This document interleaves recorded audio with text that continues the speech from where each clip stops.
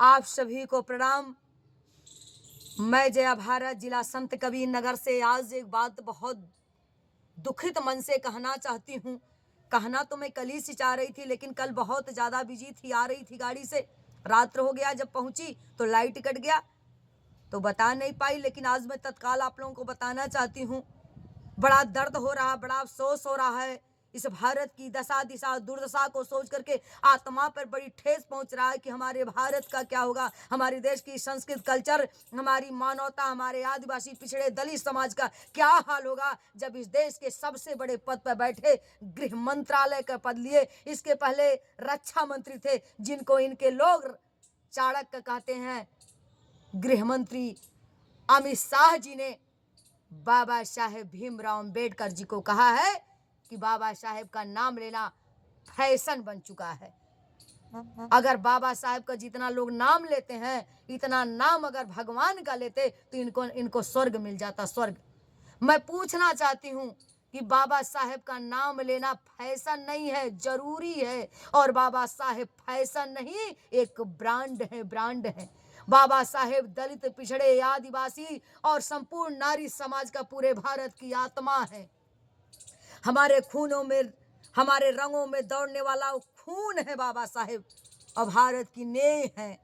समानता का, स्वतंत्रता का अधिकार देने वाले बाबा साहेब हमारे पूजनीय हैं, कोई फैशन नहीं है। फैशन तो उसको कहते हैं जो दिखावा होता है, फैशन तो उसको कहते हैं जो छलावा होता है। शादियों में लोग इतना फैशन करते हैं, फैशन करने के बाद लोग नकली ब्रांड लगा करके, नकली फैशन करके लोग लुभा लेते हैं, और बाद में असली चेहरा आ जाता है। बाबा साहेब वो वाले नहीं है। बाबा साहेब हमेशा असली रहते हैं, अब असली हैं, क्योंकि बाबा साहेब फैशन नहीं है, बाबा साहेब ब्रांड है, ब्रांड।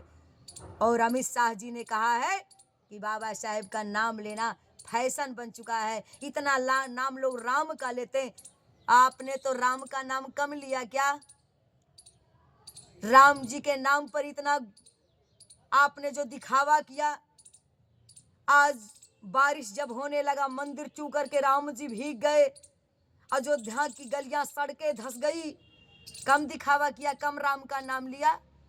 लेकिन राम भी असलियत को जानते हैं, और बाबा साहेब भी असलियत को जानते थे, इसलिए बाबा साहेब असलियत लिख के गए। और राम आपके असलियत को जानते हैं, इसलिए अयोध्या से लात मार के खदेड़ने का काम किए।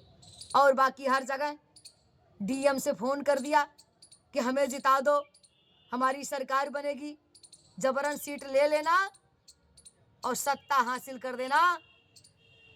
शाह जी, मैं आपसे कहना चाहती हूँ, बहुत बड़ी बहादुरी नहीं होती है, जनता के दिल में घर जो कर लेता है वही बहादुर कहा जाता है। बाबा साहेब जन जन में घर कर चुके हैं, जन जन में उनका स्थान बन चुका है, हर घर के वो पूजनीय बन चुके हैं, और वो फैशन नहीं, वो ब्रांड बन चुके हैं। और जो ब्रांड होता है उसके साथ कुदरत भी हुआ करता है, और जो फैशन दिखाना करता है ना, उसके साथ ना कुदरत रहता है और ना जनता रहती है। तो आपके साथ ना जनता है ना कुदरत है, और आपने बाबा साहेब को फैशन कह दिया कि फैशन हो गया उनका नाम लेना। फैशन उनका नाम नहीं लेना। हाँ, आप फैशन में लेते हो, आप दिखावा करते हो, आप राम का नाम फैशन में लेते हो, जय श्री राम। और जाकर के जब बाबा साहेब के मजार पे पहुंचते हो, उनको श्रद्धांजलि देते तो जय भीम, ये आपकी आत्मा फैशन से कहती होगी, दिखावा करती होगी। लेकिन हमारी 85% जनता बाबा साहेब को दिल से जय भीम कहती, फैशन के तहत नहीं, ब्रांड समझ करके, अपना मसीहा समझ करके, अपना खून समझ करके, अपने देश और राष्ट्र वतन का एक हमदर्द समझ करके, भगवान समझ करके हम लोग उनका नाम लेते हैं, ना कि फैशन समझ करके। याद रखना, बाबा साहेब फैशन नहीं, ब्रांड है, ब्रांड। और हमारे ब्रांड को, हमारे मसीहा को, हमारे हमदर्द को, हमारे भारत के रहनुमा को, हमारे संविधान निर्माता को, हमको अधिकार देने वाले को, हमको इंसान बना करके इंसान कहने वाले को अगर आपने फैशन कहा है तो खबरदार अमित शाह, आपको 85% जनता को जवाब देना होगा कि हमारे महापुरुष को आपने फैशन क्यों कहा, जो ब्रांड है। फैशन तो तुम्हारी पार्टी के लोग हैं, बाकी फैशन अगर आज के बाद आपने ऐसा शब्द कहा और कहा भी है तो आपको माफ़ी लेना होगा। 85% जनता के सामने माफ़ी लेना होगा कि हमने कह दिया, मुंह से निकल गया।